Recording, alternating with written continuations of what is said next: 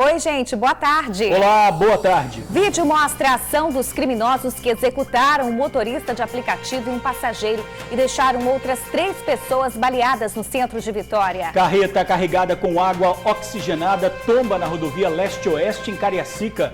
O produto vazou na pista e a via teve que ser interditada. Novas imagens mostram um ataque a carro de empresária em Guarapari. Ela acusa o ex-marido. O veículo foi todo destruído. Acidente com o ônibus do Transcol deixa motorista e passageiros feridos.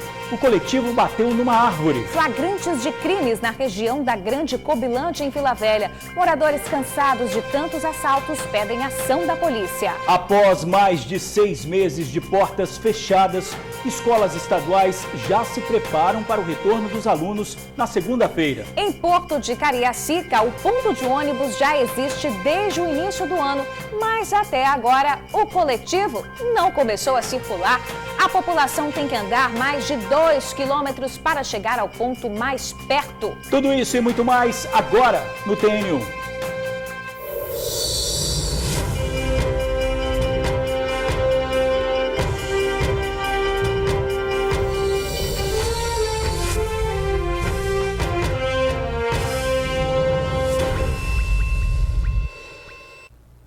O TN1 começa com essas imagens. A ação dos criminosos que executaram um motorista de aplicativo e um passageiro e deixaram outros 3 passageiros baleados. Gente, essa ação aí durou pouco mais de 15 segundos, foi muito rápido. Aconteceu no centro de Vitória. Os atiradores conseguiram fugir. A gente vai falar agora com a Suzy Faria sobre esse assunto. Ao vivo, ela traz mais informações. Suzy, boa tarde para você. Boa tarde, Bruna. Boa tarde, George. Boa tarde, amigos do Tribuna Notícias. Pelo que vocês veem, foi um tempo muito curto para uma execução extremamente pesada. Eu tive acesso até o carro que está aqui no pátio da DHPP e pude reparar uma coisa impressionante, viu? Vocês veem aí nas imagens que o atirador, em momento nenhum, sai do carro branco. Ele abre a porta e de dentro do veículo atira várias vezes. Só que quando você vê o carro, você percebe que há tiros dos 2 lados. E pode imaginar, se não tivesse conhecimento da imagem, que a pessoa teria saltado do outro veículo, rodeado o carro e atirado. Não, os tiros foram tantos, em uma intensidade tão grande, que atravessou o veículo. Atingiu as pessoas que estavam ali dentro. Uma acabou sendo socorrida, né? Conseguiu sobreviver sem um arranhão, por sorte, por bênção aí. Mas o lado direito, onde fica sentado ali o carona, estava lotado, mas muito tiro. A impressão que você tem é que tinham várias pessoas atirando e não apenas uma de dentro do carro. O delegado Marcelo Cavalcante foi procurado pela nossa reportagem para poder atualizar aí os fatos, os dados que ele já levantou, mas ele não falou, ele não quis dar entrevista, disse que está agora no rumo aí final das investigações e não pode dar qualquer detalhe. Mas sobre o que aconteceu aí nesses 15 segundos de tiroteio intenso, você vai ver agora numa matéria preparada pela nossa colega de trabalho, Vanessa Calmon, com imagens exclusivas que nós conseguimos. Acompanhe aí. O desespero do jovem que sobrevive ao ataque foi registrado pelas câmeras de vídeo monitoramento. Ele tenta chamar a atenção dos carros que estão passando, mas ninguém para. A polícia chega em seguida. O ataque foi registrado quase 5 da tarde. O veículo vermelho para no sinal. O branco, que vem logo atrás, emparelha ao lado dele. Rapidamente, a porta do carona se abre e um homem já sai atirando. Ele se protege atrás da porta e continua a atirar. São cerca de 12 segundos de disparos, até que ele fecha a porta e o motorista arranca com o veículo. O motorista do carro vermelho morreu na hora. Ele foi identificado como Adriano Pereira do Amaral, de 39 anos. Os outros 2 passageiros foram socorridos, mas Kelvin Figueiras, de 28 anos, morreu assim que deu entrada no hospital. O jovem que saiu ileso falou com a polícia ainda no local do ataque. As imagens já estão com a Polícia Civil, que investiga o caso e acredita que o crime tem a ligação com a guerra de tráfico de drogas entre morros de Vitória.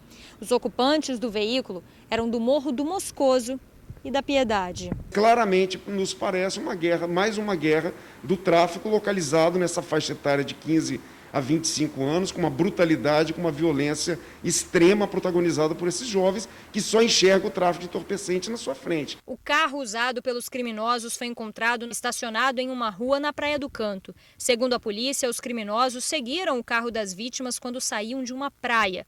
Horas antes, após uma denúncia anônima, a polícia esteve na casa de Kelvin e encontrou uma pistola 380. O clima de tensão no centro de Vitória tem preocupado moradores em diversos bairros da região. 2 protestos com pedidos de paz aconteceram na capital. Na Ilha do Príncipe, moradores com cartazes e panelas protestaram depois da morte de um jovem na madrugada de sábado. E em Santo Antônio, os moradores fizeram uma passeata depois da chacina que aconteceu na Ilha Doutor Américo. 4 jovens foram assassinados. Nós estamos presos dentro de casa, os bandidos soltos na rua. Isso que está acontecendo, a gente não sabemos. Mas está traumatizando os nossos filhos, os idosos, as crianças. Poxa, cadê o governante? É isso que nós estamos querendo, cadê a nossa segurança?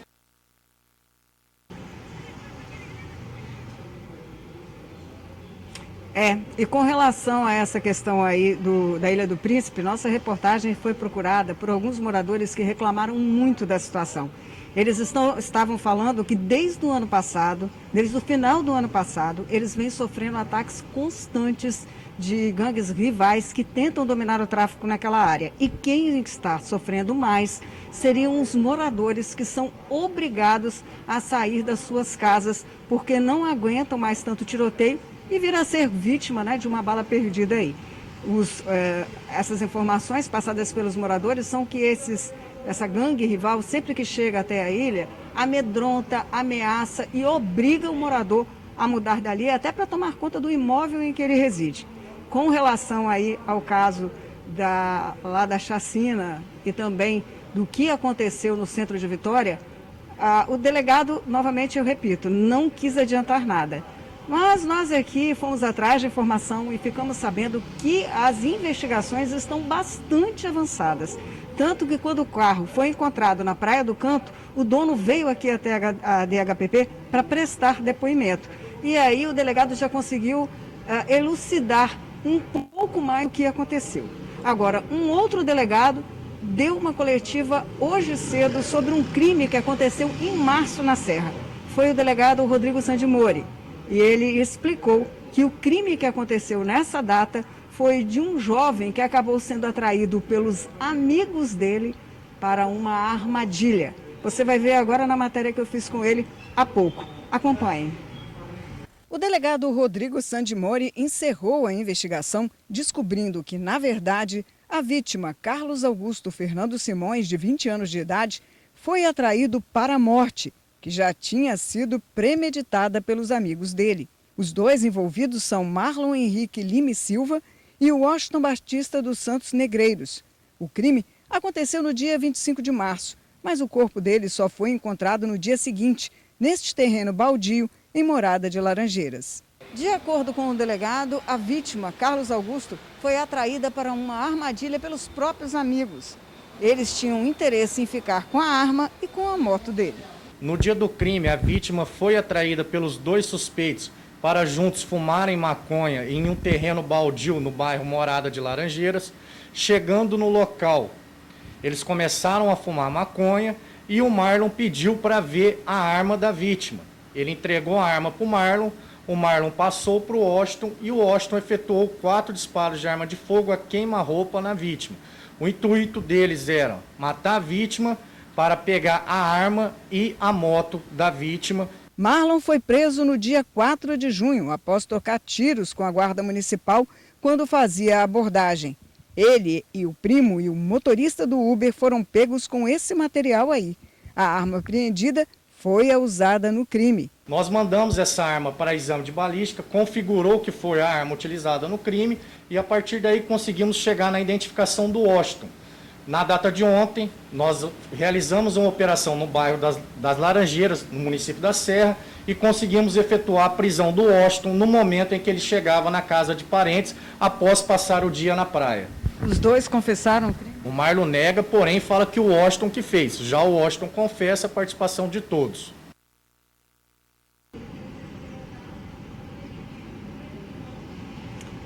Pois é. Agora o Washington está preso, foi pego lá em Morada de Laranjeiras quando chegava da praia. Abordado pelos policiais da Serra, acabou sendo levado pela delegacia, onde prestou depoimento e já foi encaminhado até o presídio. O delegado Rodrigo Sandimori também adiantou que outros 2 crimes já estão solucionados. Um que aconteceu em Serra Dourada, quando um jovem acabou sendo executado lá, e um outro em Jacaraípe, o filho de um PM, que foi morto. E segundo o delegado, tudo leva a crer por causa de um namoro que ele estava tendo e o ex dessa menina não aceitava. É com vocês, George, Bruna. Tá certo, Suzy. Obrigada aí pelas suas informações, viu?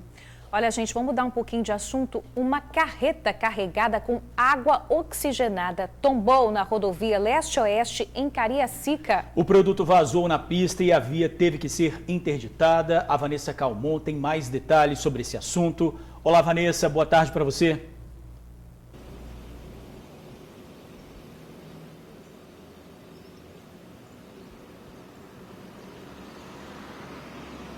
Boa tarde, George, Bruna e a todos que acompanham o TN1. Pois é, essa carreta ela tombou no final da tarde de ontem. Ela estava carregada com água oxigenada, inclusive provocou uma grande fumaça que foi vista de longe ali pelos moradores e também pelos motoristas que passavam pelo local, justamente por conta dessa substância tóxica que acabou caindo ali na via. Por isso, a pista foi interditada por cerca de 12 horas até a retirada dessa carreta e a limpeza da via. Ninguém podia chegar perto porque tinha chance sim de pegar fogo. A gente fez uma matéria completa, você confere agora. A carreta que estava com um container carregado com água oxigenada tombou na subida entre os bairros Campo Belo e Campo Belo 2 em Cariacica. Era por volta de 4h30 da tarde quando parte do líquido que estava nesses recipientes vazou na pista. Pelas imagens é possível ver que uma fumaça branca se formou no local.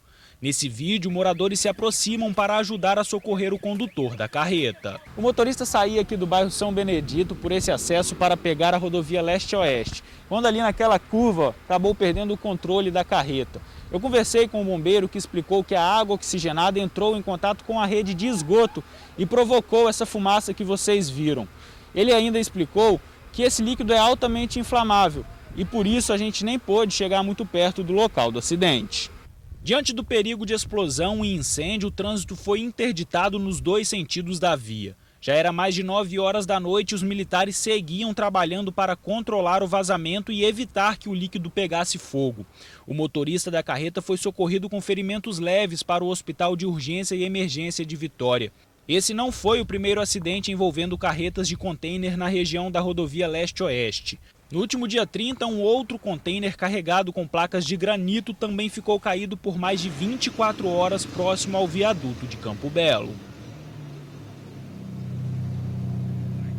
Pois é, gente, o DER disse que os custos, tanto da retirada da carreta ali da via, quanto da limpeza da pista, ficam a cargo da empresa responsável pelo veículo. E essa empresa será notificada, então, para arcar com esses custos. Mas esse prejuízo ainda não foi calculado. O DER disse também que aquela via ali é sinalizada, mas que conta com a prudência dos motoristas para que respeitem a velocidade permitida. Inclusive, essa foi uma reclamação dos moradores que moram ali na região, que disseram que realmente aquela pista ali, ela favorece às vezes, né, a alta velocidade e que os carros passam em alta velocidade ali e infelizmente a curva é muito acentuada e acaba acontecendo acidentes, tanto como essa carreta que tombou no final da tarde de ontem, quanto também aquele outro caso do container na semana passada que ficou lá por mais de 24 horas. Bom, o Corpo de Bombeiros disse que a pista foi totalmente liberada por volta das 9 horas da manhã e que fez a limpeza total da via, que não tem mais perigo então para os motoristas e nem para os moradores que passarem por ali.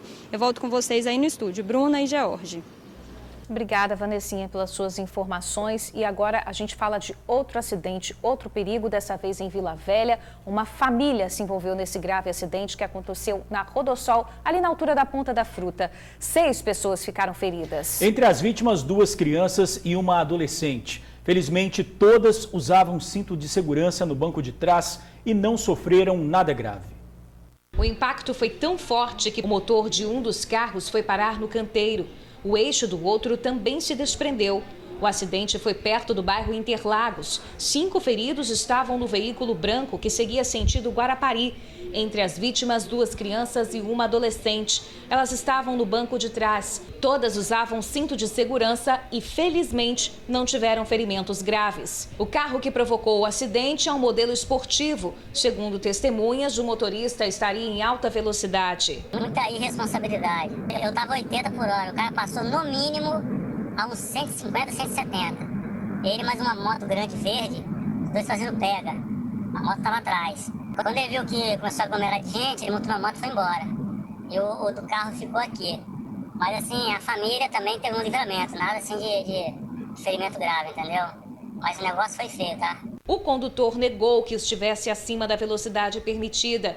Disse que foi fechado e perdeu o controle. Em seguida, ele capotou e atingiu o outro veículo. Os 2 condutores fizeram um teste do bafômetro e o resultado deu negativo. Livramento mesmo para essa família, né, gente? As vítimas foram socorridas ontem mesmo para um hospital particular de Vila Velha e passavam bem. Hoje cedo a gente não conseguiu acesso ao estado de saúde deles. Parentes dos feridos disseram que pretendem registrar a ocorrência para que esse acidente seja investigado. Eles acreditam que o motorista do carro esportivo foi imprudente e estaria mesmo disputando um racha. Olha, novas imagens do caso da empresária que teve o carro destruído em Guarapari. Ela afirma que já foi agredida e ameaçada pelo ex-marido outras vezes. Complicada essa situação, hein? As imagens mostram o acusado atacando o carro da vítima. A ação aconteceu no dia da festa de aniversário da filha do casal. O vídeo mostra o desespero de uma mulher que teve o carro totalmente quebrado pelo ex-companheiro. Olha o que ele fez no meu carro. Olha isso aqui. Olha aqui o que ele fez. A mulher é Lorena Neves Mendonça, uma empresária de 25 anos. Ela soube que o carro foi destruído enquanto dava uma pequena festa de aniversário para a filha em casa. O interfone tocou do meu apartamento. O porteiro me ligando, avisando assim, olha, seu ex-marido está aqui embaixo e está quebrando seu carro todo. Fiquei desesperada e eu e meu irmão descemos. A rua estava lotada, já estava tudo quebrado e ele já tinha ido embora. Tudo aconteceu em Guarapari, município onde mora. Ela conta que terminou o casamento há 6 meses e que o ex-marido não aceita o fim do relacionamento. Tanto que hoje eu tenho uma loja aqui no centro da cidade e eu não fico na loja mais, desde que a gente se separou, porque ele passa todos os dias em frente à minha loja. Inclusive, ele já quebrou no começo do término, né, quando a gente terminou, ele quebrou a vidraça da loja. Lorena já tem medida protetiva contra o ex, mas ele nunca respeitou. Agora, ela espera que ele pague pelos crimes que vem cometendo, para que ela siga a vida em paz. A gente já vinha de um relacionamento abusivo. Ele me deu um tapa na cara quando eu estava com 6 meses. E a gente ia fazer uma viagem. De janeiro a agosto deste ano, na Grande Vitória, em média 24 mulheres procuraram as delegacias especializadas para denunciar agressões.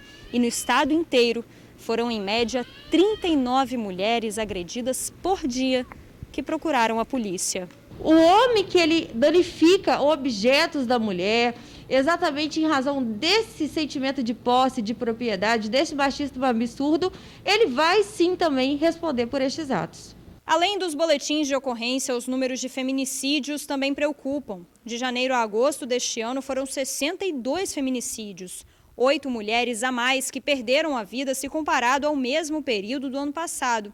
Mulheres que muitas vezes nem tiveram a chance de buscar ajuda ou, por medo dos seus companheiros, não quiseram procurar a polícia.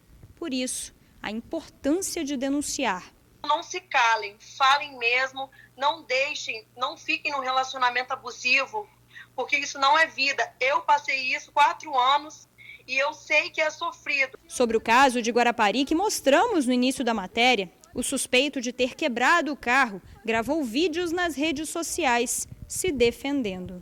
Eu sempre fui um namorado, um marido e um pai exemplar. E fui engolindo muita coisa, humilhação, esculacho, o pai, a mãe, o irmão, os primos, toda a família e minha família sabe quem é ela de verdade. Eu espero que agora a justiça seja feita, porque já passou dos limites, para eu poder trabalhar para eu poder sair na rua de cabeça erguida. A Polícia Civil confirmou que existem 3 boletins de ocorrência registrados na Delegacia da Mulher de Guarapari e que todas as providências cabíveis estão sendo tomadas para investigar o caso. Motorista e passageiros de um ônibus do Transcol ficaram feridos após o veículo bater em uma árvore na Avenida Vitória. Com o impacto, a parte dianteira do coletivo ficou destruída. O resgate do motorista do coletivo precisou ser feito pelo para-brisa do ônibus. O primeiro atendimento foi realizado por uma ambulância do SAMU ali mesmo, no local do acidente. Alguns passageiros também ficaram feridos e foram atendidos ainda na calçada. O acidente aconteceu por volta das 8 da manhã. O ônibus que faz a linha terminal de Laranjeiras vinha no sentido Praia do Canto e, ao passar pela curva do Saldanha, acabou atingindo o tronco dessa árvore, que está invadindo a avenida. Um automóvel de menor porte aí veio fazendo a curva juntamente com o mesmo aí, e ele, para não atingir o automóvel, ele voltou, né, para a pista 3. Chegando aqui na pista 3, tem um obstáculo ali na via, vindo a colidir a parte superior do veículo, aí, do ônibus, no obstáculo. O senhor acredita então que se não tivesse essa árvore, o ônibus provavelmente teria passado? Acredito que sim. A Guarda Municipal e a Polícia Militar isolaram a área para o atendimento das vítimas. No momento do acidente, haviam cerca de 20 passageiros no coletivo. Os que não ficaram feridos foram colocados em outro ônibus. O trânsito ficou lento na região. Essa região aqui costuma acontecer muito acidente, né, gente? Infelizmente é uma região que a pista não ajuda muito, né? Devido ao desenho da mesma. A pista não ajuda muito. E esse obstáculo aí, né, que está sobre a via aí, favoreceu aí esse acidente, né? Bom, não houve feridos graves sobre a árvore na Avenida Vitória que teria causado esse acidente. Nós procuramos a Prefeitura para saber que providência pode ser tomada, mas ainda não tivemos retorno. E olha, no sul do estado, bandidos invadiram uma igreja católica e deixaram um prejuízo de mais de R$5 mil. Os bandidos quebraram as vidraças para entrar na igreja, que fica no bairro Costa e Silva, em Cachoeiro de Itapemirim. Do local, eles furtaram equipamentos de som, parte da prataria e também os ventiladores. O furto só foi descoberto pela manhã, quando populares acionaram a polícia ao ver a igreja revirada. O prejuízo ultrapassa os R$5 mil. Segundo a coordenação, esta é a 5ª vez que os bandidos invadem o local. A PM diz que vai intensificar o policiamento na região. Os criminosos ainda não foram identificados. E agora a gente fala de volta às aulas, né, Georgia? Após mais de 6 meses de portas fechadas, as escolas estaduais já estão preparadas para receber os alunos que optaram por assistir às aulas presenciais. Pois é, na segunda-feira, estudantes do ensino médio da rede estadual vão voltar à sala de aula. Mas a escola que professores e alunos deixaram para trás em março volta bem diferente agora. Quem imaginou que um dia iria ter uma pia logo ao lado do portão de entrada da escola? Pois é, agora tem, viu? E não só isso não. Tem tapete sanitizante, álcool em gel para todo lado e até sinalização no chão dos corredores, com mão e contramão. Isso mesmo, um lado que vai e outro que volta, tipo trânsito. A ideia é que os alunos andem em fila e não um ao lado do outro. A próxima terça-feira, dia 13, é um dia cercado de expectativas. Vai marcar o retorno das aulas presenciais do ensino médio na rede pública do estado. Os professores estão com friozinho na barriga só de imaginar o tamanho do desafio. O que resume esse retorno, né, que nós estamos fazendo é uma série de desafios que engloba toda uma questão pedagógica, toda uma questão de protocolo e toda uma questão de preparo. Nós temos muitos protocolos, nós temos muito a seguir e a organizar e encarar um novo normal, né, se pode se chamar assim.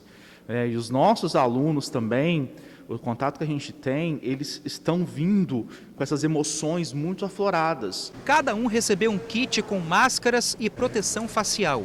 Vai ser aferida também a temperatura de todo mundo. professores, alunos e funcionários. Muita expectativa. É tudo novo para nós, não só para o aluno, como para o professorado também.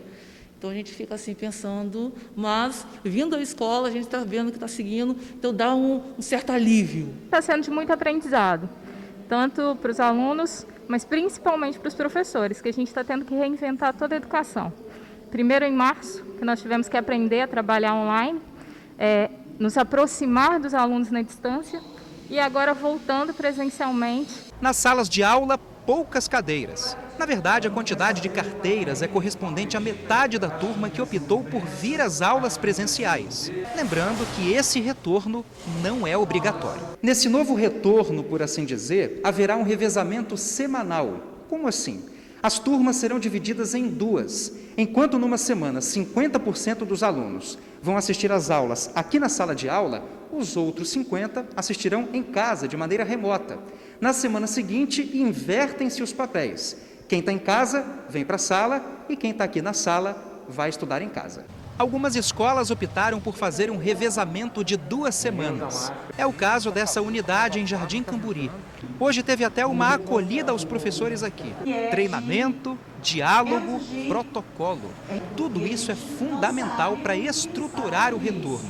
A diretoria também chamou os pais para conversar. Estamos readaptando o retorno das aulas presenciais com pais, alunos e professores.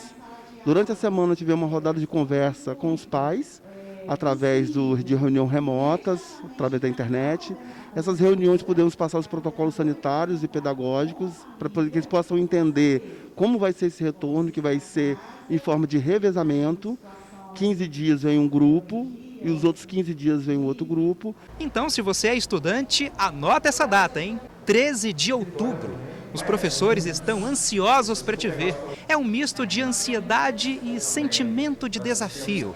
Só não pode abraçar, hein? Então agora nós vamos ter que aprender a continuar com o online e também lidar com o presencial. Vendo o rostinho deles de volta já acalenta o nosso coração, mas tudo com muito cuidado, né? Para essa volta, para esse retorno. Vontade de abraçar vai dar, mas aí tem que se... A gente se segura, isso.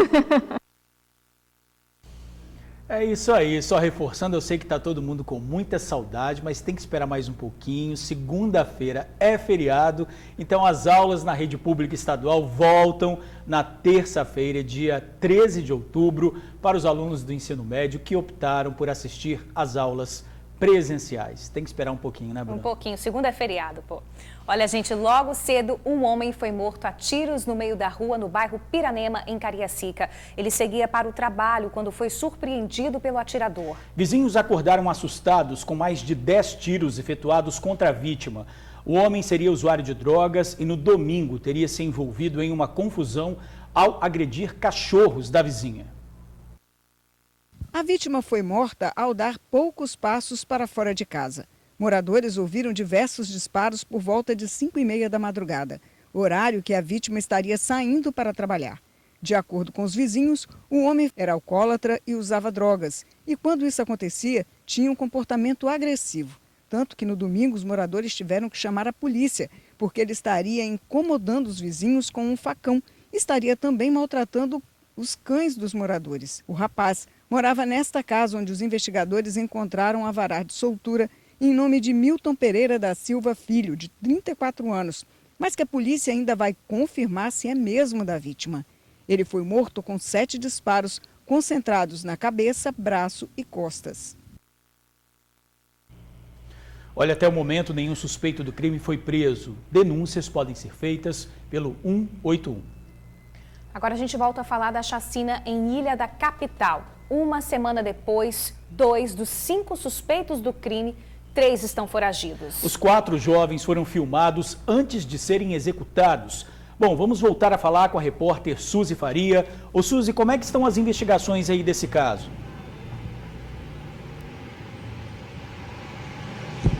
Jorge, Bruna, olha, o delegado Marcelo Cavalcante prefere não dar mais nenhuma informação para poder não atrapalhar o desenvolvimento das investigações. Mas se sabe que elas estão bastante avançadas. Ele já identificou todo mundo, 2 já foram presos, 3 estão foragidos e estão sendo aí procurados pela polícia. E ainda já há também o motivo do crime. E, evidentemente, está ligado ao tráfico de drogas, principalmente porque naquela área ali, na ilha, é costume, além das pessoas irem se divertir, traficantes esconderem drogas naquele local. E, como se sabe, a gente já vem falando sobre isso há algum tempo, a facção Trem-Bala, que é aqui do bairro da Penha, tenta expandir os seus domínios pelos outros bairros e municípios da capital. E o Morro do Quiabo, em Cariacica, seria um desses pontos que o Trem-Bala quer dominar, assim também como a Ilha do Príncipe, que nós comentamos agora há pouco. Então, dentro dessa situação, dentro dessa guerra entre gangues aí, o Morro do Quiabo deu esse ataque fulminante. E ainda tem ideia do porquê que aconteceu, já que ao consultar uma pessoa que mora no bairro Santo Antônio, essas imagens, segundo o delegado, teriam sido feitas para isso, para identificar se aqueles ali faziam parte do movimento, essa pessoa teria dito para quem fez o vídeo e também executou esses rapazes, essas pessoas, de que eles seriam trabalhadores e não teriam envolvimento com o tráfico e que por isso não deveriam morrer. Mesmo ele dizendo isso, o resultado todos nós já sabemos. Então o delegado preferiu não dar maiores detalhes, mas nós já sabemos aí que as investigações estão bem avançadas, bastante avançadas, e que logo logo nós teremos novidades. Agora, George e Bruna, um outro fato que aconteceu essa noite foi de um motorista de aplicativo que sofreu uma tentativa de latrocínio. Ele contou que por volta de 11 horas da noite pegou uma corrida aqui de Vitória para ir até a Praia da Costa em Vila Velha, mas no meio do caminho acabou sendo rendido, colocado no porta-malas e passou a andar aí com os ladrões. Foi parar no bairro Bonfim, onde lá ele acabou conseguindo sair, né? Tentou fugir, mas acabou entrando em luta corporal com um dos ladrões e foi atingido por um disparo. Os ladrões fugiram com o carro, mas largaram o veículo pouco depois. E olha, nessa fuga, eles acabaram batendo num carro da Polícia Militar, que estava tentando segui-los nessa perseguição aí. Quase que um militar foi ferido. Pois bem, os bandidos conseguiram fugir, o carro ficou para trás, está até aqui na DHPP, e a vítima foi levada para o hospital para poder ver os ferimentos, que não seria, por sorte, nada grave. Temos a informação ainda que ontem a Polícia Militar, o Serviço Secreto aqui do 1º Batalhão também, a P2, conseguiu cumprir um mandado de busca, apreensão e prisão no Morro do Macaco, pegando aquele que seria o líder da facção ali e responsável por vários assassinatos e por mandar matar muita gente também. Ele teria pulado assim que a polícia chegou do 2º andar. E veja só, ainda teve forças para correr para dentro de uma mata, tentando fugir dos policiais, mas não conseguiu. Quando ele foi detido, alegou para os policiais que tinha fugido simplesmente porque traficantes teriam entrado na casa dele antes e ele ficou com medo de que fossem, de novo, esses traficantes tentando matá-lo. Mas quando a polícia foi checar, identificar o nome dele, acabou descobrindo que ele era uma pessoa que já estava sendo procurada, como já disse antes, e que ele era o responsável pelo tráfico lá no Morro do Macaco e responderia em inquéritos por 2 homicídios. Então não teve ele como ele arrumar desculpa e ele já está no presídio, viu, George? Agora, com relação aí ao crime do centro da cidade, como eu falei antes, as investigações já estão bastante avançadas. E pelo que eu soube aqui na DHPP, nos próximos dias nós podemos ter boas novidades sobre esse assunto, viu? Jorge, Bruna. Noticiário policial movimentado, quanta coisa, né? E Suzy, deixa eu te fazer mais uma pergunta. Voltando lá ao assunto da chacina na Ilha de Vitória, esses 2 rapazes que foram presos, não sei se você tem essa informação, eles já indicaram para a polícia onde os outros 3 envolvidos possam estar? As buscas continuam, né? Eles estão foragidos.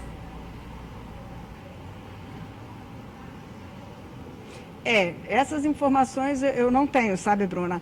Mas pelo que o delegado comentou alguns dias atrás, ele já tem um indicativo. Ele vem conversando com essas pessoas, eles já sabem onde essas pessoas estão, assim, já sabem onde estão, entre aspas, né? Já sabem quem são essas pessoas e pede para que eles venham, se entreguem, como aconteceu com aquele que foi trazido aqui pela mãe dele no domingo para se entregar à polícia. Então ele já tem, é uma questão de tempo, porque o delegado já falou, eu já sei, já tenho conhecimento de todos eles, já identifiquei todos eles, e é uma questão de tempo já que os policiais estão na rua à busca desses outros 3 integrantes aí dessa quadrilha que promoveu essa chacina aí da ilha.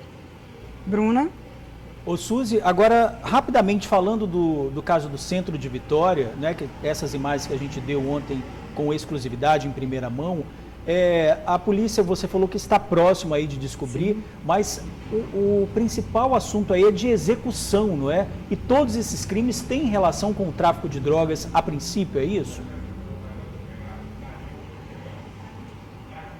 Sim, sim, sim. Todos esses crimes têm relação com o tráfico de drogas.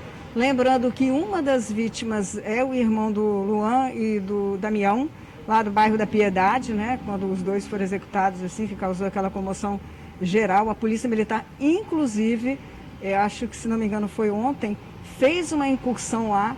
A Polícia Civil tem um plantão que eles chamam de ZEL, que é eles fazem tipo uma vistoria e vão em todos os bairros à noite, enfim, eles estiveram ontem na Ilha do Príncipe, fizeram também uma incursão no bairro da Piedade e execução, hoje está mais do que claro, as imagens são assim, brutais nessa informação, o cara não sai de dentro do carro, atira, os tiros são próximos e acabam, além de atingir as pessoas que estavam no banco de trás, ainda saem do outro lado da porta. Assim, foram 40 tiros nessa guerra que a gente não consegue compreender para quê, né? E quem está em casa assistindo, que gosta aí de fumar um baseado, lembre-se que faz parte dessa estatística também. Ajuda nesse tipo de crime, porque onde não tem consumidor, o produto fica encalhado, você desiste de vender. Então, meu amigo, é uma situação bem complicada.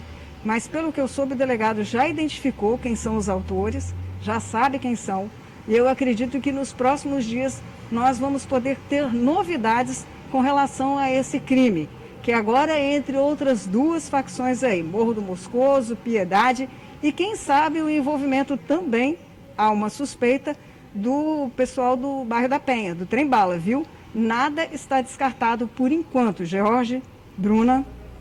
Suzy falou aí do uso da droga, é isso que alimenta o crime, né? Com certeza. Tá certo, Suzy. Obrigada aí pelas suas informações. A gente vai continuar acompanhando todos esses casos. Olha, medo. Esse é o companheiro de muitos moradores em Cobilândia, Vila Velha. Imagens mostram flagrantes de crimes. Quem mora na região pede providências. Furto. Assalto. Arrombamento. É tanta porrada, né, diariamente, que a gente acaba se sentindo como um saco de pancada. E quem tem se sentido assim é a galera aqui de Cobilândia, tá? E se engana quem pensa que o problema aqui é só valão, só enchente. Não. Aqui a porrada vem de vários lados. Imagens como esta que mostram flagrantes de crimes praticados na Grande Cobilândia chegam a todo momento pelas redes sociais. Temos furtos, arrombamentos, invasões, assaltos, todo tipo de violência a gente encontra nesse grupo. O Thiago tem uma academia no bairro e já perdeu as contas de quantas bicicletas de clientes já foram levadas por aqui. Tanto que ele precisou engrossar a corrente. Ele comprou uma super corrente porque eu estava perdendo bicicletas ali diariamente dos meus clientes. Furto que caminha junto e misturado com o roubo. Esta aqui é a Avenida Otávio Borim, também conhecida como Rua do Condomínio. Boa parte dos relatos de assalto que chega nos grupos de WhatsApp, que chega pelas redes sociais, é cometida nesta avenida. Também não é por menos, o aspecto aqui é de extrema tranquilidade. A Célia, quando sai do trabalho e vai para casa, volta orando. É um medo de ser mais uma vítima. Você não vê quase ninguém na rua, é insegurança. Você não vê um policial passando. E quando vê, eu não vejo. Pelo local que eu passo, eu não vejo. E eles estão de moto, estão de carro. Você falou que quase perdeu esse dia. Quase perdi. Como é que foi isso? Assim, foi quando eu estava indo para casa, eles quase roubaram a minha bolsa. Eles não roubaram porque eles acharam uma pessoa mais próxima, um alvo mais próximo, e eles resolveram atacar o rapaz. E eu voltei para trás. Só que eu fui no mesmo caminho, morrendo de medo Mas assim, como eu tenho muita fé em Deus, graças a Deus não aconteceu nada comigo. O problema é que de tanta porrada, uma hora, um nocaute pode chegar. Eu, como comerciante, tenho muito medo de ser nocauteado. Porque a situação já está difícil. Se a gente perde alguma coisa, toma algum tipo de prejuízo, hoje é praticamente decretar o fechamento das portas. Complicado, né? A Polícia Militar diz que faz o patrulhamento preventivo, além de ações de abordagens e cercos táticos. Mas a PM pede que a população denuncie os crimes ou acione o 190 para que os militares possam saber os locais com maior incidência de violência ali no bairro. As promessas foram feitas e até a placa indicando onde o ponto de ônibus seria já foi colocada. Mas até agora, nada do coletivo. Cadê o ônibus, meu povo? Por causa disso, idosos, crianças e trabalhadores que são moradores de Porto de Cariacica têm que andar, gente, até 2 quilômetros para chegar ao ponto mais próximo. Tem placa, mas não tem ônibus. A comunidade que mora na rua Valério João Rodrigues, no bairro Porto de Cariacica, está precisando urgentemente da linha que, segundo os moradores, foi prometida há muito tempo. Tem promessa. O pessoal promete, já tivemos assim, umas 4 reuniões, e dessa vez nós ficamos até felizes, porque até placa colocaram, né? Mas tem mais ou menos um mês que eles colocaram as placas e nada. Até hoje, nada de ônibus, entendeu? E aqui tem muita gente que necessita de ônibus. De acordo com a vizinhança, a linha seria a 722, Itacibá, São João Batista. Ela deveria ter começado a rodar aqui no dia 29 de março. Veio a pandemia, estragou os planos e até agora nada feito. Até agora o ônibus não veio, né? O que foi falado para a gente que era por causa da pandemia. Os ônibus voltaram a rodar 100%, segundo foi informado pelo governo do estado. Então a gente está reivindicando a nossa linha porque a gente precisa. Enquanto isso, idosos como Dona Maria do Carmo, de 80 anos, que anda de muleta, sofrem com a distância de 1 quilômetro que existe até o ponto mais próximo onde outro coletivo passa. Difícil. Ultimamente eu estou andando de Uber, porque não tem condição de eu andar 15 minutos daqui no ponto de ônibus. Não tem condição. Desde que eu moro aqui é desse jeito. Aqui para dentro tem uma outra rua também que o pessoal mora mais longe, que deve dar uns 2 quilômetros até o ponto de ônibus, né? E tem pessoas idosas, pessoas com criança de colo, igual tá a moça ali com a criancinha, às vezes precisa sair para ir ao médico, né? As pessoas que saem para trabalhar muito cedo. Tá difícil mesmo, nós estamos querendo uma solução, entendeu? Porque promessas estão cansadas. Nós queremos que venha ônibus mesmo, que não fique só no papel, ou então só nas placas, né? Será que vem resposta boa? Olha, tenho boa notícia para os moradores. A Ceturb disse que a linha tão esperada deve entrar em circulação ainda este mês. Aleluia, hein?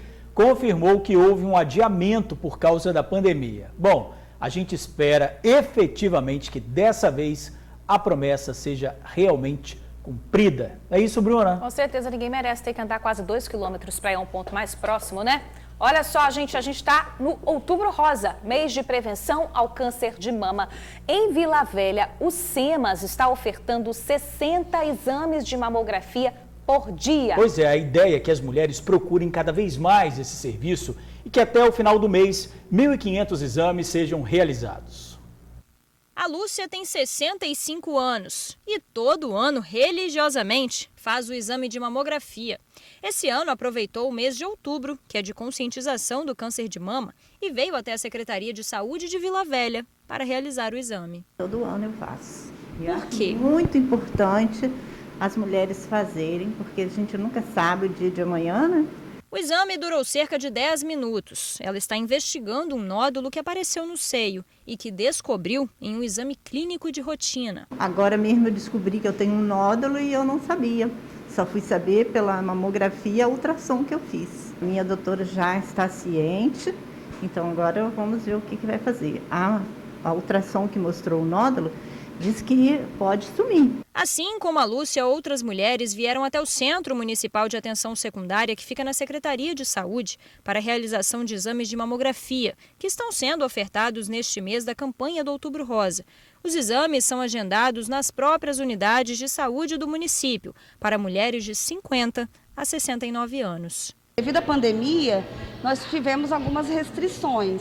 Então, com essa retomada dos exames, nós estamos focando nas mulheres de 50 a 69 anos a buscar as unidades de saúde para fazer o agendamento. Esse ano a gente também não vai ter o mutirão, que todo ano a gente sempre realiza. E também no dia D, que vai ser um sábado, no dia 24, que nesse dia nós vamos ofertar a coleta de preventivo e o agendamento de mamografia. Também nós temos esse serviço disponível o ano todo. Mulheres com deficiência também podem e devem procurar o agendamento para a realização dos exames. O aparelho de mamografia é totalmente acessível. A expectativa da Prefeitura de Vila Velha é de que 1.500 exames de mamografia sejam realizados até o final do mês de outubro. E a importância desse exame é que a possibilidade de descobrir um câncer de mama ainda na fase inicial aumenta e muito as chances de sobrevivência da mulher. Se você fizer o rastreamento todo ano, você detecta precocemente e o tratamento também vai ser menos agressivo. Vamos nos cuidar então. Com certeza, a mulher precisa, em todos os sentidos. É isso aí, tem que se cuidar mesmo. Na Serra, gente, as pacientes podem procurar as unidades de saúde para agendar o exame de mamografia. Em Vitória, a Secretaria Municipal de Saúde informou que possui agendamento e oferta de exames em todas as unidades de saúde. Já em Cariacica, a Prefeitura diz que ainda não finalizaram a programação para o mês. E a seguir, computadores e celulares são apreendidos na casa de um suspeito de pornografia infantil no sul do estado. Polícia Civil começa a investigar a morte da nutricionista vítima da explosão de uma churrasqueira em uma cavalgada. Os organizadores do evento podem ser indiciados por homicídio. Vamos falar também do coronavírus e os dados da doença aqui no Espírito Santo. A gente fala também sobre as eleições 2020. É dia de saber quem são os candidatos à Prefeitura de Fundão. A gente volta rapidinho.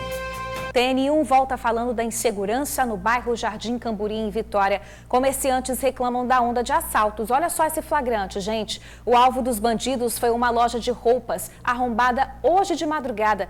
O criminoso quebra a vidraça e acessa o interior do estabelecimento. Chega a derrubar o manequim. Em menos de 1 minuto, ele faz uma limpa. Furta várias peças de roupas. O assaltante sai carregando uma sacola cheia. O material foi entregue para o comparsa que esperava do lado de fora.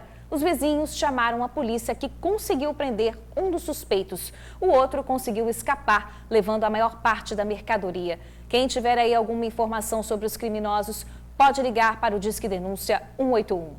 Polícia Federal investiga pornografia infantil em Rio Novo do Sul. A Operação Barbárie investiga suspeita de produção de material pornográfico envolvendo crianças e adolescentes. As imagens eram divulgadas na internet. Agentes cumpriram um mandado de busca que terminou na apreensão de mídias e equipamentos como discos rígidos, celulares e pendrives. A investigação começou após serem encontradas no computador do pedófilo fotografias com cenário que mostram paisagens no sul do Espírito Santo. Através dessas imagens, a Polícia Federal conseguiu a localização exata do local onde o material tinha sido produzido e, assim, chegar à vítima e identificar o suspeito. Agora o TN fala do caso da jovem que morreu após sofrer queimaduras em uma cavalgada em Cariacica. A Polícia Civil vai começar a investigar o caso, mesmo sem a denúncia da família. Os organizadores podem ser indiciados por homicídio. Foram 30 dias de angústia. Thalita Silva, de 25 anos, ficou neste período internada no Hospital Jaime dos Santos Neves, na Serra, após sofrer queimaduras pelo corpo durante um evento em Cariacica. Thalita teve 50% do corpo queimado e um dos pés precisou ser amputado. Ela foi sepultada na manhã desta terça-feira. No dia 6 de setembro, após uma cavalgada, os participantes foram para um evento em um rancho localizado em Xuri, Cariacica. Mesmo com a pandemia, o local aglomerou cerca de 1.000 pessoas.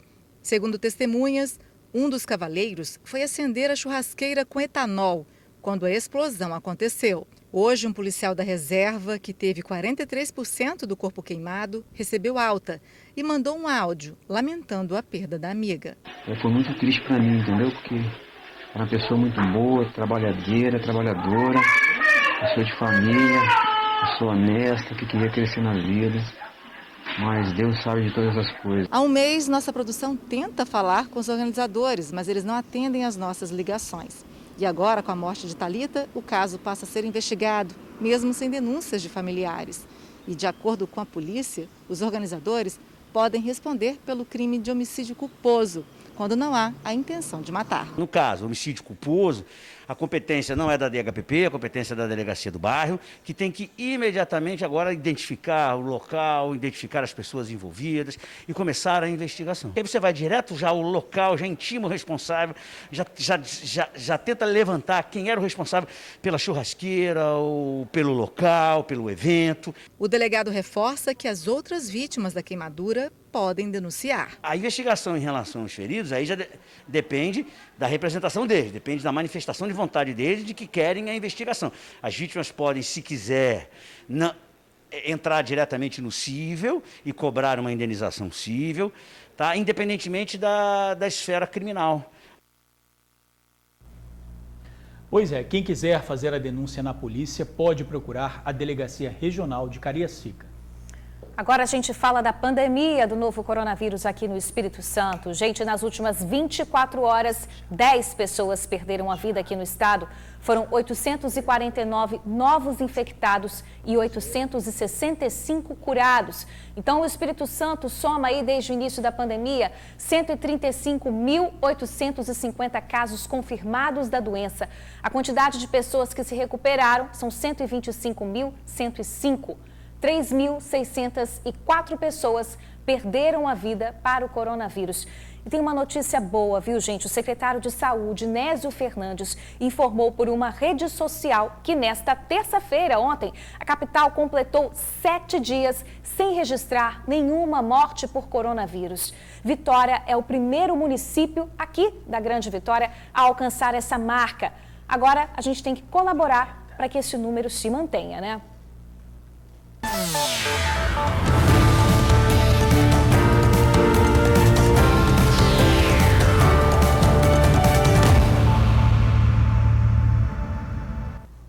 Eleições 2020, vamos ver hoje os candidatos à Prefeitura de Fundão. Carlos Magno, PSDB, Eleazar Lopes, do POD e Gil, PSB. Então, lembrando que a votação no primeiro turno para prefeitos e vereadores acontece no dia 15 de novembro. Vamos dar uma olhada nos destaques do jornal A Tribuna. Olha, tem uma matéria aqui, uma reportagem especial, gente. A gente tem falado aí que a convivência dos casais na pandemia tem aumentado o número de divórcios, mas não é bem assim não, viu? O número de divórcios já é o menor dos últimos 10 anos. Olha só, foram 4.572 registros aqui no Espírito Santo até o mês de agosto, enquanto no mesmo período do ano passado o total chegou a 8.524. Essa convivência aí na pandemia está sendo boa para os casais aqui no estado.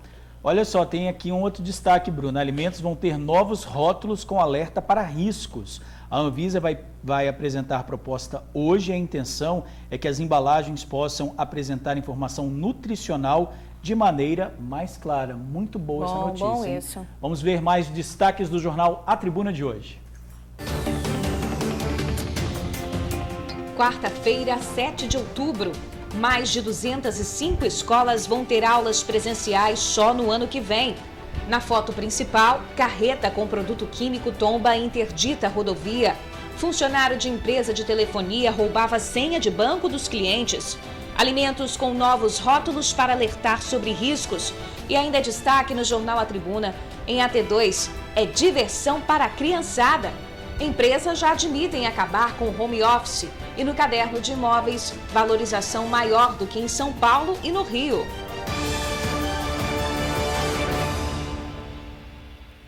Moradores de Manguinhos, na Serra, tiveram uma surpresa hoje cedo. Uma baleia apareceu encalhada na praia. O vídeo feito por uma amiga do TN mostra o animal bem perto da costa. Ela teria sido trazida pela correnteza, que está bem forte. Segundo a amiga do TN, o mau cheiro pode ser sentido de longe, já que o animal pode estar morto há alguns dias. A baleia seria da espécie jubarte e, pelo tamanho, já estava na fase adulta. Os moradores acionaram os órgãos ambientais para retirar o animal do local. Uma pena, né? Meu Deus, tão pertinho ali em Manguinhos, triste, né? Minha praia preferida ali. Verdade. Olha, no próximo bloco você vai ver bandidos encapuzados matam um homem no meio da rua em bairro de Vila Velha. Incêndio atinge área de mata em Vila Velha. A fuligem é tanta que já chegou aqui na capital. E o tempo, hein? Amanheceu meio estranho, ameaçando chover, mas como vai ser ao longo do dia? Já já você confere com a gente a previsão do tempo para essa quarta-feira. A gente volta, Bruna. Já, rapidinho. Homem é assassinado com pelo menos 20 tiros em Vila Velha. O crime aconteceu no bairro Boa Vista. 2 criminosos teriam chegado encapuzados e atirado na vítima. A vítima não foi identificada no local. A polícia fez buscas pela região, mas nenhum suspeito foi preso. O caso segue sendo investigado pela Polícia Civil. E hoje os municípios de Vitória e Vila Velha amanheceram com uma paisagem bem diferente do normal, né? Olha só, o céu completamente coberto de fumaça. Esse vídeo foi feito na rodovia Darli Santos. Segundo os moradores, um incêndio atinge uma área de mata desde ontem à noite. Por causa do vento, a fuligem chegou aqui na capital e ainda segundo a população, apenas um valão separa o fogo das casas. Hoje cedo, um helicóptero teria sobrevoado a área para descobrir a dimensão desse incêndio aí. A Bruna estava falando que você acordou hoje cedo já vendo essa fuligem. Exatamente, né? Eu acordei, senti o cheiro. Quando eu saí com o carro na garagem, caiu aquele monte de fuligem no carro. Falei, gente, o que é isso? Aí eu passei realmente ali na Darli Santos, próximo à sede ali da Guarda Municipal de Vila Velha, e eu vi muita fumaça. Olha aí a extensão desse incêndio. Toda a Grande Vitória sentindo aí exatamente o que...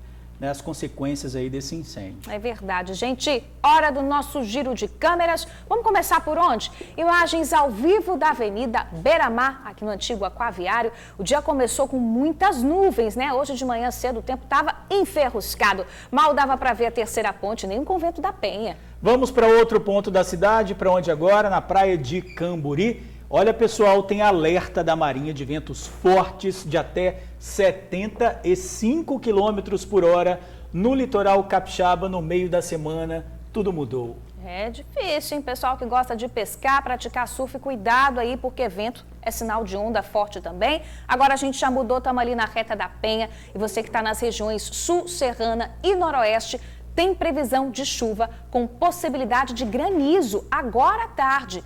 Mesmo assim, as temperaturas vão seguir elevadas, um calorão danado. Esse abafamento está demais, né? Olha, agora imagens aí da Praça do Papa, pessoal. Amanhã, aí na entrada da Terceira Ponte, né? Amanhã o tempo fica firme, sem chuva, em quase todo o estado. Chove rapidinho ali durante a tarde e também nas regiões sul e serrana. Tempo meio estranho, vamos dizer assim. Estranho, né, é verdade. Na dúvida, sai de casa com uma roupa leve, porque o calor permanece, tá abafado. E também com guarda-chuva, né? Com certeza, verdade. Roupa leve e guarda-chuva. Gente, o jornal tá terminando. Obrigada pela companhia. Até amanhã. A gente tá aqui te esperando. Agradecendo sempre a sua audiência. Obrigado mesmo, gente. Até amanhã, ao meio-dia. Beijo. Tchau, tchau. Tchau.